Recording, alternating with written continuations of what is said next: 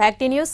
Second జాబితా ప్రకటన తర్వాత టీడీపీ జనసేనలో అసమ్మతి సెగలు ఎగిసిపడుతున్నాయి. తొలి జాబితాలో సీటు రాకున్నా ఈ జాబితాలోనైనా క్లారిటీ వస్తుందని భావించిన పలువురు సీనియర్లకు టికెట్లు రాకపోవడం వారిని ఆగ్రహానికి గురిచేసింది.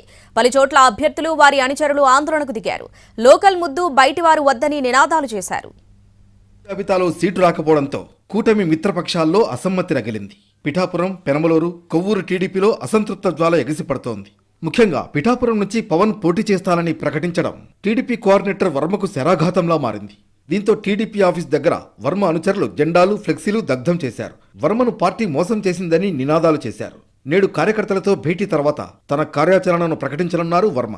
మరోవైపు తనను కలవాల్సిందిగా వర్మకు చంద్రబాబు సూచించారు. పొత్తులో భాగంగా విశాఖ జిల్లాలో పలు స్థానాలు జనసేనకు పోవడంతో టీడీపీలో ఆందోళన వ్యక్తమవుతోంది. దీంతో పలువురు నేతలు రాజీనామాలకు సిద్ధమవుతున్నారు. మాజీ మంత్రి బండారు, యలమంచిలి ఇన్ఛార్జ్ నాగేశ్వరరావు అసంతృప్తితో రగిలిపోతున్నారు. టీడీపీకి గండి బాబ్జీ, భీమిలి నేత పాసర్ల ప్రసాద్ రాజీనామా చేశారు.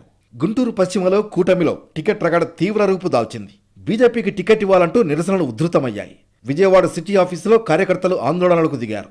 జయప్రకాష్ నారాయణకు న్యాయం చేయాలంటూ కార్యకర్తలు నినదించారు. రోడ్డుపై బైఠాయించి నిరసన తెలిపారు. పెనమలూరు టీడీపీలో టికెట్ రచ్చ మరింత ముదిరింది. కొవ్వూరు టికెట్ తనకి ఇవ్వకపోవడంపై మాజీ మంత్రి జవహర్ అసంతృప్తిగా ఉన్నారు. కొవ్వూరు టీడీపీ అభ్యర్థిగా ముప్పిడి వెంకటేశ్వరరావు పోటీ చేయడం ఖాయం. క్యాడర్తో మాట్లాడి నిర్ణయం తీసుకుంటామన్నారు జవహర్. తిరుపతి జిల్లా వెంకటగిరి మాజీ ఎమ్మెల్యే కురుగొండ్ల రామకృష్ణ వ్యాఖ్యలతో టీడీపీలో గందరగోళం చెలరేగింది. కురుగొండ్ల కుటుంబానికి పార్టీ టికెట్ కేటాయించింది. అభ్యర్థి ఎవరనేది 2 రోజుల్లో ఖరారు చేస్తారు. పేరు ఖరారైంది ప్రచారానికి మాత్రమే, అభ్యర్థి కాదు అంటూ రామకృష్ణ కామెంట్స్ పార్టీలో పరిస్థితికి అద్దం పడుతున్నాయి.